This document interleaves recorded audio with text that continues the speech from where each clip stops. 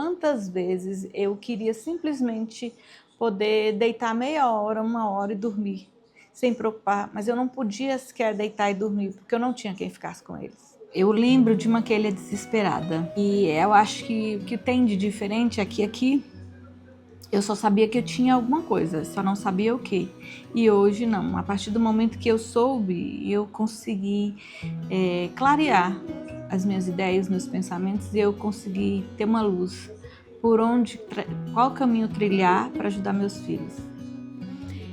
Eu tinha uma avó que tinha problema de visão, né? Mas assim, a palavra deficiência ela era muito pouco falada. Autismo eu nunca nem tinha ouvido falar. Quando eu vi a primeira vez falar de autismo, foi no diagnóstico do Caio. Era tão diferente assim para mim, que assim, a luta era tão grande para saber o que meu filho tinha, que quando eu recebi o diagnóstico, eu, apesar de não saber, eu pulava de alegria.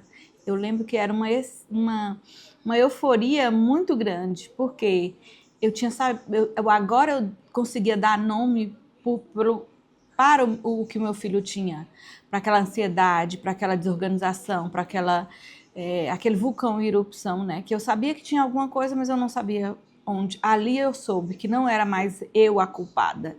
Aquele comportamento dele tinha um nome, que era autismo.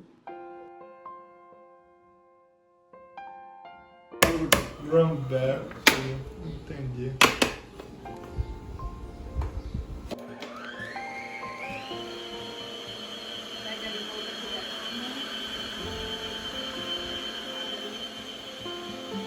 Algo que, durante essa minha trajetória, que mais que mais marcou foi a dor da mãe solo, né? Não é um solo de estar sozinha, sem marido, não é um solo de não ter um parceiro, é um solo da dor. A dor é única, a dor é a mãe que carrega. Porque muitas vezes para as pessoas que estão do lado é exagero. É um exagero, mas assim, ninguém quer pegar para levar na sorveteria, ninguém convida para ir no aniversário. É algo que eu vejo que machuca muito as mães, porque quantas vezes eu queria simplesmente poder deitar meia hora, uma hora e dormir, sem preocupar, mas eu não podia sequer deitar e dormir, porque eu não tinha quem ficasse com eles.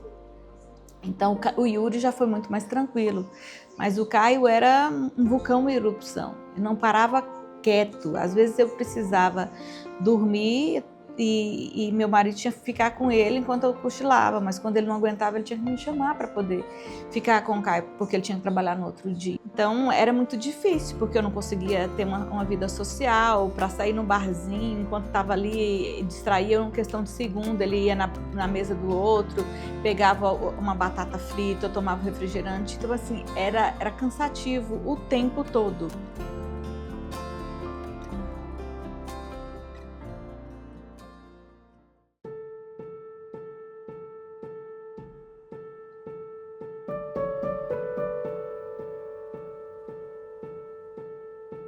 Eu só comecei a trabalhar quando o Caio já tinha 10 anos de idade, porque assim, não tinha essa opção. Porque eu não tinha com quem deixá-los, né? E a outra era porque assim, eu sabia que quem ficasse com eles ia acabar machucando, porque se para mim, que era mãe, eu ficava totalmente desorganizada, desestruturada, né? Louca, eu acho que é a palavra mais adequada, né? Porque enquanto eu fazia uma coisa, ele pegava um copo, ele quebrava uma jarra, ele subia em cima de uma mesa, ele subia em cima de uma cama. É tanto que eu tive que adaptar minha casa totalmente a ele, retirar tudo que tinha em cima dos móveis, colocar edredom claros, cor lisa, né? Tudo pensando no quê? No bem-estar, para tentar trazer um ambiente mais calmo, mais tranquilo. Eu ajudo lá no espaço, tá? Molho as plantas. Vira e volta eu passo a vassoura aqui em casa. Como o Caio não comunicava com uma voz, uma fala clara, era com palavras soltas, eu fazia papel manilha, eu desenhava a escola, eu desenhava a casa da minha mãe, eu desenhava a minha casa. E com esse papel manilha eu conseguia conversar com ele.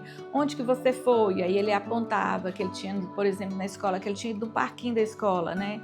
Com quem que você brincou? E os Legos dele tinham uma plaquinha com o nome dos coleguinhas. E aí ele pegava o Lego com o nome dos coleguinhas e colocava. Então, com isso eu fiquei sabendo, conseguia saber qual a trajetória deles, o que eles tinham feito na escola, né?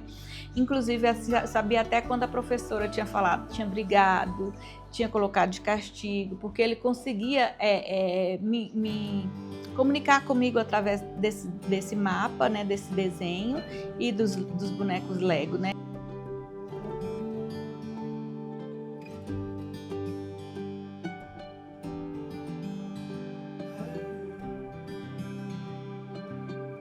Tinha alguns professores que, por exemplo, eles não aceitavam muito bem as adaptações necessárias, sabe? Então, por exemplo, eu tenho disgrafia, então para escrever na mão rapidamente é complicado. Aí, geralmente, quando eu ia fazer a anamnese, por exemplo, eu preciso usar um tablet para conseguir digitar as coisas. Ou, por exemplo, quando eu vou escrever alguma coisa, eu preciso, tipo, de um teclado para eu digitar. Aí não é conectado na internet nem nada assim, mas eu preciso de um teclado para digitar, sabe? Eu também necessito de uma sala separada para conseguir concentrar melhor e tal. E aí isso nem sempre era disponibilizado com... E quando era, às vezes era tipo, para que precisa de um trem desse, sabe? E tal. Então, às vezes tinha uns comentários de sabe? E era embaraçoso, mas a gente aguenta e vai dando certo. Mas às vezes acontecia isso, sim.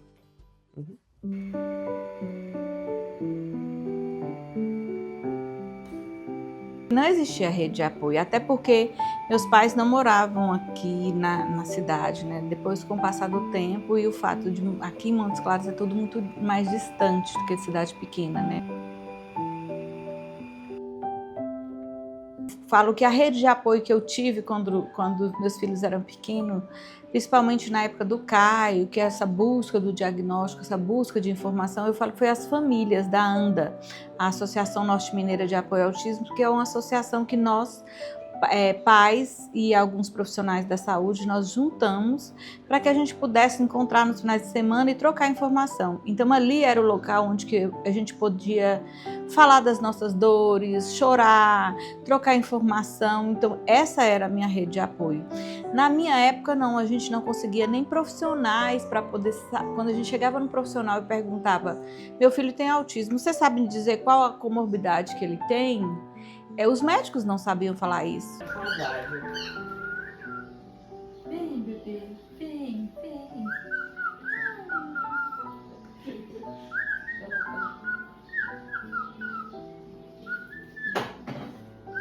Eu precisei também ir para a faculdade. Por quê? Porque as escolas não aceitavam Caio, né? Falava que quando eu ia, eles aceitavam, tinha toda aquela proposta. Muitas vezes eu chegava a matricular, pagava as mensalidades, material, mas quando eles viam Caio, aí eu era convidada a retirá-lo da escola, né? Até os 8 anos de idade, ele passou por 6 escolas. Se era comum eu ser convidada para retirá-lo na escola, eu entendi que se eu quisesse, eu precisaria estudar para me poder ensiná-lo.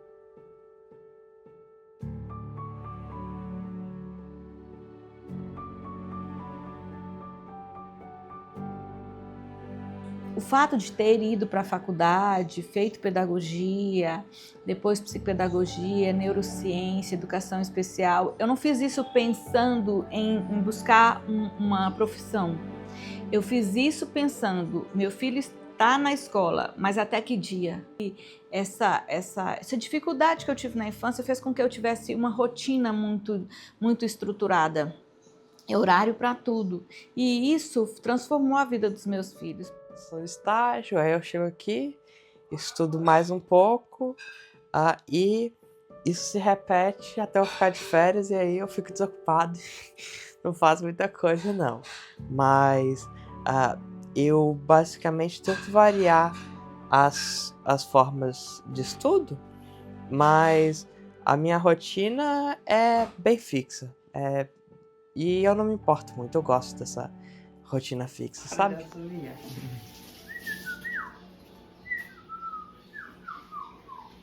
Minha profissionalização, ela foi na esperança de facilitar a vida dos meus filhos, né? E hoje eu olho assim, vejo a trajetória deles, né? Que fizeram escola regular, fizeram Instituto Federal.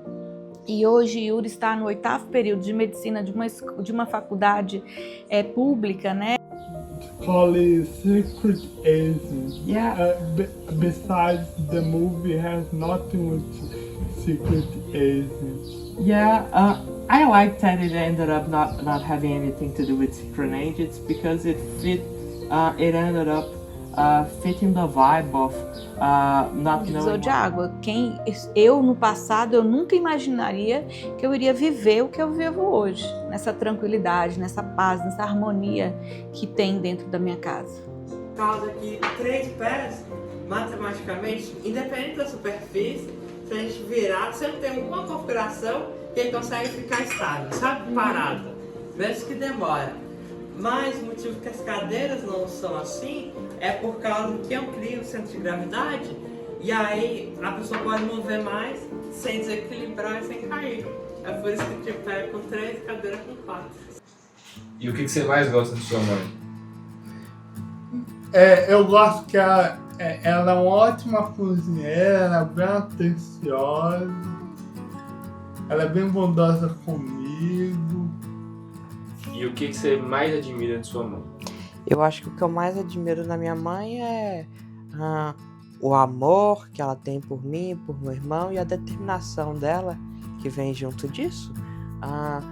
Por exemplo, ela foi estudar, foi fazer uma faculdade, foi fazer um tanto de curso para poder entender melhor, né, a condição do meu irmão, a minha condição também, e também ajudar outras pessoas nessa situação. Então, eu admiro muito tudo isso, é uma grande inspiração.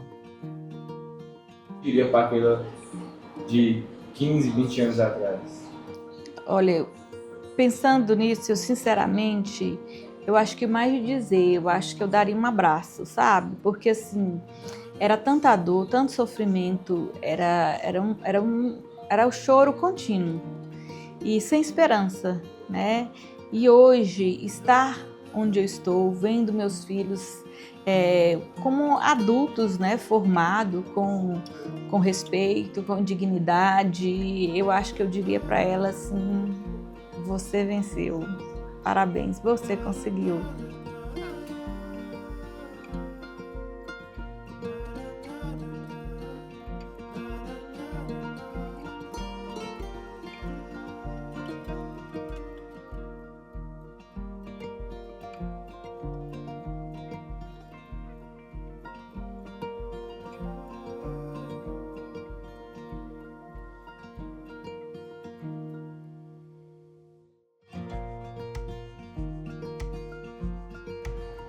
Olá, meu nome é Silene Medrano. Obrigada por assistir ao documentário A Vida da Gente. Este projeto existe para contar histórias de coragem e de amor de mães atípicas. Se você gostou dessa história, compartilhe com alguém. Agora, se você quiser contar a sua história, escreva para nós.